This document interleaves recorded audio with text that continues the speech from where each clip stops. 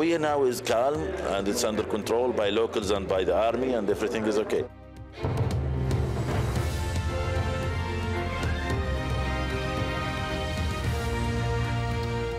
This is Al Jazeera live from Doha. I'm Anand Naidu. Also ahead, yet another battleground emerges in Libya. Anti-Gaddafi forces claim control of the strategic town of Ras Lanuf.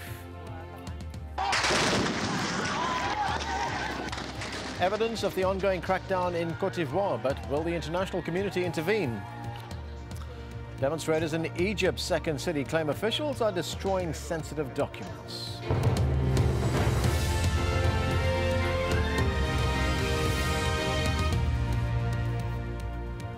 It's more than 2 weeks since anti-Gaddafi protesters called time on the leader of more than 40 years. But officially, he's still in charge of the country. On Friday, Muammar Gaddafi appointed a new ambassador to the United Nations, while forces loyal to him are stepping up their attacks to regain lost territory. Let's take you through the very latest. Gaddafi's troops have attacked areas in and around the opposition-held city of AlJazeera, just west of Tripoli. Reports say at least 30 people have died, but the area remains under rebel control. In the capital, tear gas and rubber bullets were used to break up an anti-Gaddafi protest after Friday prayers. But later, pro-Gaddafi supporters held a rally here as well. To the east, in opposition-held Benghazi, there was an explosion at an arms dump. At least a dozen people died. But there are reports that anti-Gaddafi forces have taken control of Ras Lanuf, a key oil port, this after a clash with pro-Gaddafi troops. There are conflicting claims over just what is happening in AlJazeera. Zawiya now is calm and it's under control by locals and by the army, and everything is okay. There are a few tourists. They escape with some Kalashnikov and some revolvers, and they are chasing them. I think so far just one from their side.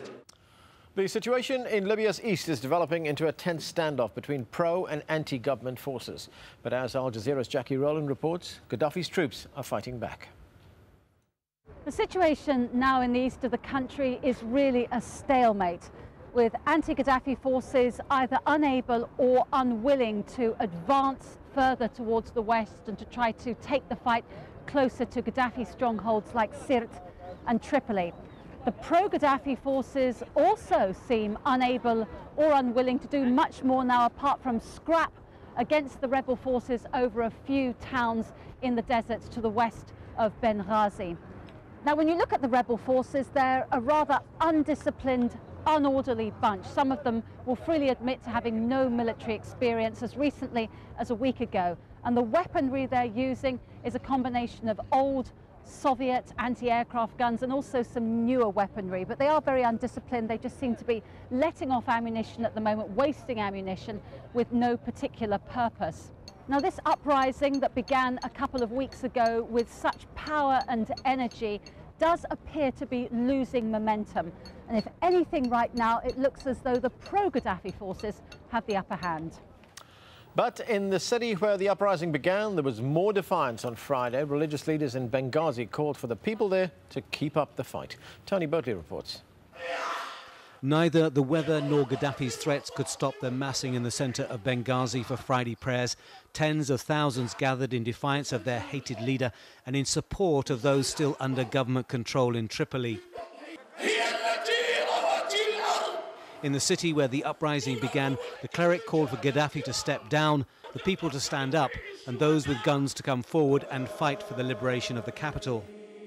These people remain resolute and determined, but that alone is not enough. They need something more. If anything, Gaddafi seems stronger and bolder than he was at the beginning. So the question is, what next? And what if the Libyan leader refuses to go? Will this civil uprising turn into a civil war?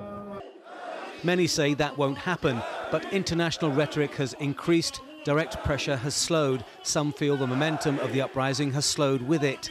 Gaddafi is in hiding. He is not representing anybody any longer. He is a coward and he won't challenge the people, and it is only a matter of time.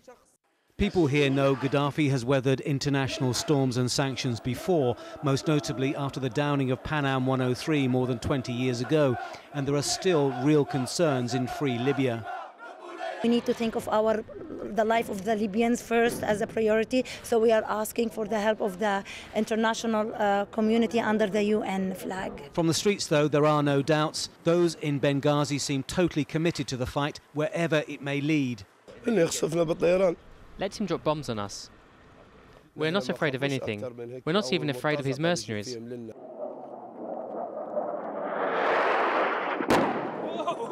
Gaddafi has used that aerial threat a number of times in the last few days, and control of the skies is essential to complete liberation. We know that this guy will commit a massacre in Tripoli today, and if the international community doesn't move, then it will be on their conscience.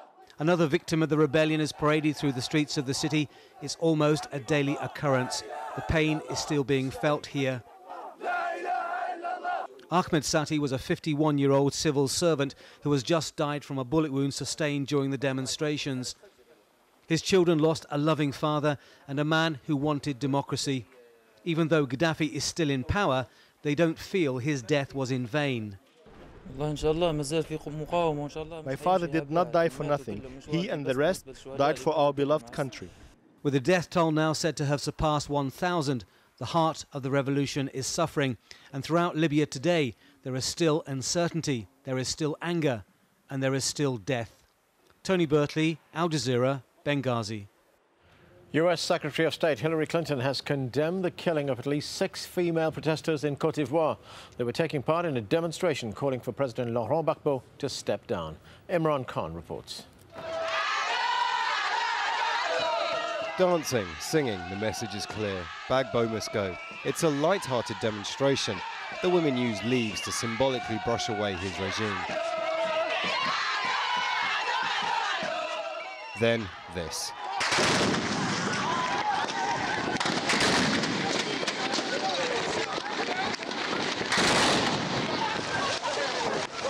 These pictures were taken on Thursday and could mark the turning point in the disputed elections of Côte d'Ivoire. 6 women were murdered. You can clearly see camouflage vehicles drive through the crowd. The UN claimed that these were pro-government forces. That's denied by the Gbagbo loyalist army, who said that they were not operating here in Abobo. Many fear that more incidents like this could drag the country into civil war. Kofi Annan, the former UN Secretary General, says Gbagbo must step down. The pressure is on, and I think if the population sustain their efforts, maintain the pressure for him to go, he eventually will have to go. Other leaders said they weren't going, but they are not around. The situation has led to widespread panic. On Friday, many rushed to withdraw money from banks. Others are fearful that continued violence could lead to genocide, that thousands could die. Imran Khan, AlJazeera. Protesters in Egypt have clashed with security forces in Alexandria after they tried to storm a state security building.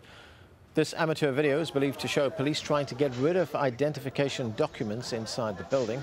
Witnesses say the security forces opened fire at the protesters, resulting in several injuries. This comes as thousands of protesters gathered in Cairo's Tahrir Square after Friday prayers. They warmly welcome the